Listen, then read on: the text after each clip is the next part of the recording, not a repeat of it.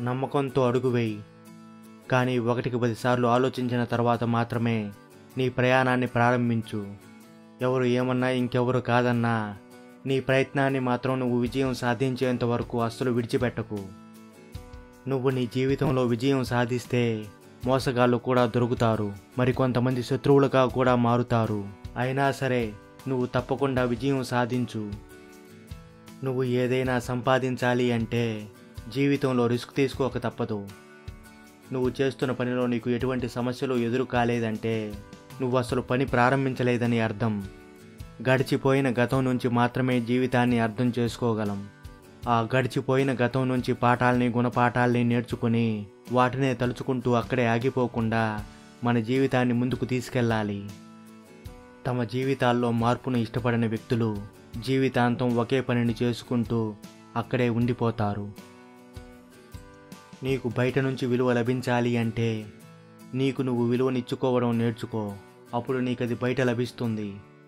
మీ తెలివితేటలు సాధారణంగా ఉన్నా సరే మీరు చేసే ప్రయత్నం అసాధారణంగా ఉంటే మాత్రం ఖచ్చితంగా విజయాన్ని సాధించగలరు. తన దగ్గర లేని వాటి గురించి అతిగా ఆలోచిస్తూ వాటి గురించి దుఃఖించకుండా తన దగ్గర ఉన్నదేంటో గ్రహించి వాటితో సంతృప్తి పడేవాడే తెలివైనవాడు. ఈరోజే నువ్వు చేయగలిగిన దానిని రేపటి కోసం అస్సలు వాయిదా వేయవద్దు. రేపు నువ్వు చేయవలసిన పనులు రేపటి కోసం ఎలానూ ఉంటాయి.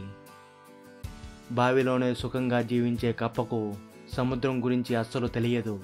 అలాగే ఒక కంఫర్ట్ జోన్లో ఇరుక్కుపోయి జీవించే వ్యక్తికి బయట మారుతున్న ప్రపంచంలో వస్తున్న పోకడలు అస్సలు తెలియవు.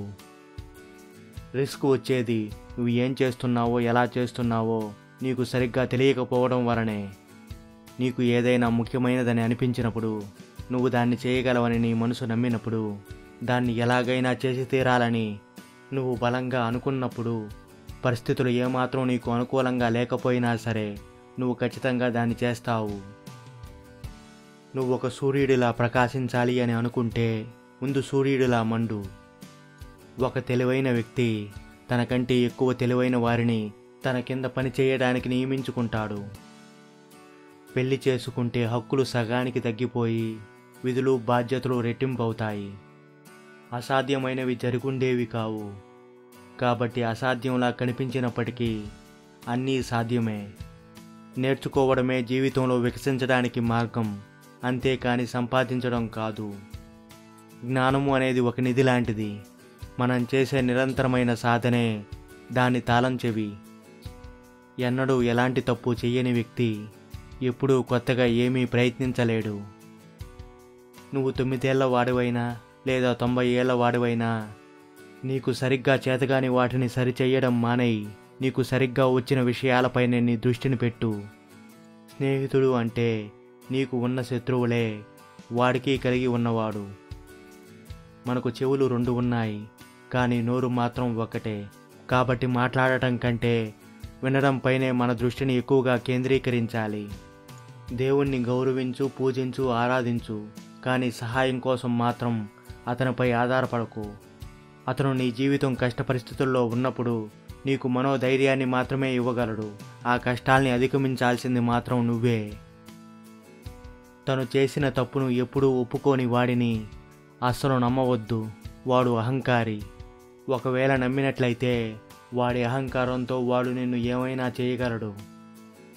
మనతో మంచిగా మాట్లాడే వారందరూ మంచివారు అనుకుంటే అది మన పొరపాటే. వారు మనల్ని అవసరానికి వాడుకొని ఏదో ఒకరోజు వారి నిజ స్వరూపాన్ని బయట పెడతారు. జాగ్రత్త. మాట జారితే క్షమించవచ్చు, డబ్బు పోతే మళ్ళీ సంపాదించుకోవచ్చు, కానీ బంధం దూరం అయితే మళ్ళీ దగ్గరవ్వడం చాలా కష్టం. అందుకే చేతులారా ఎట్టి పరిస్థితుల్లో మంచి బంధాన్ని వదులుకోకండి. ప్రతి సమస్యకు 3 పరిష్కారాలుంటాయి. 1 మార్చుకోవడం, 2 దాన్ని మౌనంగా భరించడం, 3 దాన్ని వదిలేయడం. వీటిలో ఏది ఎంచుకుంటావనే దానిపైనే నీ భవిష్యత్తు ఆధారపడి ఉంటుంది. ఓడినప్పుడు ధైర్యంగా ఎలా ఉండాలో తెలుసుకోవడమే కాదు, గెలిచిన తర్వాత వినయంగా ఎలా ఉండాలో కూడా తెలిసి ఉండాలి. అదే నిన్ను నీ జీవితంలో మరింత ఉన్నతికి చేరుస్తుంది. జీవితం ప్రతి ఒక్కరికి అవకాశాన్ని ఇస్తుంది. ఆ సమయం వరకు నిలబడేవాడే జీవితంలో విజయాన్ని సాధిస్తాడు.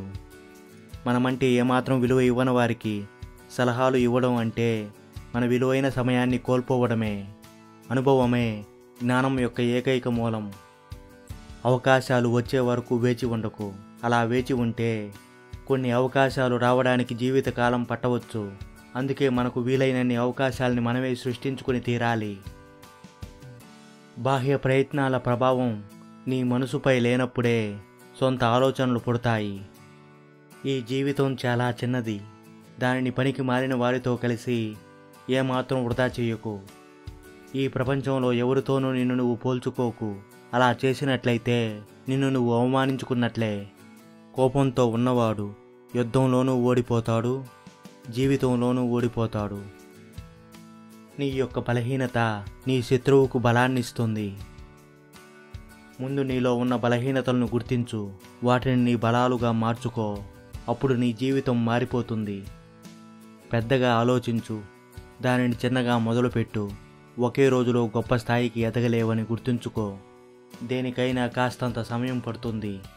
అందాక ఓర్పుతో ఎదురుచూడు. గమ్యం ఎప్పుడు నీ గుమ్మం ముందుకు వచ్చి వాలిపోదు. దానికోసం నువ్వే పరిగెత్తాలి. దేనికి భయపడకుండా ముందుకు వెళుతూ ఉండు. ఎదిగితే నువ్వు నేర్చుకున్న దానిని ఇతరులకు నేర్పించు. జీవితం అనే యుద్ధం గెలవడానికి కావాల్సింది తోడు కాదు, తెగింపు. గెలవాలన్న తపన బలంగా ఉన్న చోట ఓటమి అడుగైనా పెట్టలేదు. విజయం మరో ప్రయత్నం కోసం ఎదురు చూస్తూ ఉంటుంది. నీకేం కావాలో అది నీలోనే ఉంది. ఎవరో వచ్చి నీ దీపాన్ని వెలిగిస్తారని అస్సలు ఆశించుకు. నీ దీపాన్ని నువ్వే వెలిగించుకో. అలా వెలిగించిన దీపం నీతో పాటు నలుగురికి దారి చూపుతుంది. ఒంటరిగా ఉన్నావని ఏమాత్రం బాధపడకు. ధైర్యంగా ఉండు. నువ్వు నమ్మిన దానికోసం అంతే ధైర్యంగా నిలబడు. రోజుల తరబడి లక్ష్యం కోసం ఆలోచిస్తూ ఉంటే నువ్వు గెలవలేవు. రోజూ సాధన చేస్తేనే నువ్వు గెలుస్తావు.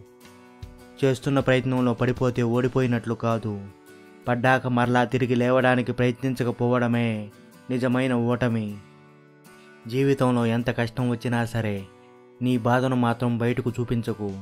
ఎందుకంటే నీ బాధను చూసి సంతోషపడే వాళ్ళే తప్ప దానిని తగ్గించడానికి ఎవరూ కూడా ఏమాత్రం ప్రయత్నించరు. ఓటమి నిన్ను వెంటాడుతుంది అంటే గెలుపుకు నువ్వు దగ్గరయ్యావని అర్థం. నీ జీవితం వ్యక్తుల చేతుల్లోనో పరిస్థితుల చేతుల్లోనో లేదు. నీ జీవితం నీ చేతుల్లోనే ఉంది. ఈ విషయాన్ని బాగా గుర్తుపెట్టుకో. సహాయం కోసం ఎదురు చూడకు. నువ్వే సహాయం చేసే స్థాయికి ఎదగడానికి ప్రయత్నించు. తన శక్తి మీద నమ్మకం ఉన్న వ్యక్తి ఒంటరిగానైనా నిలబడతాడు.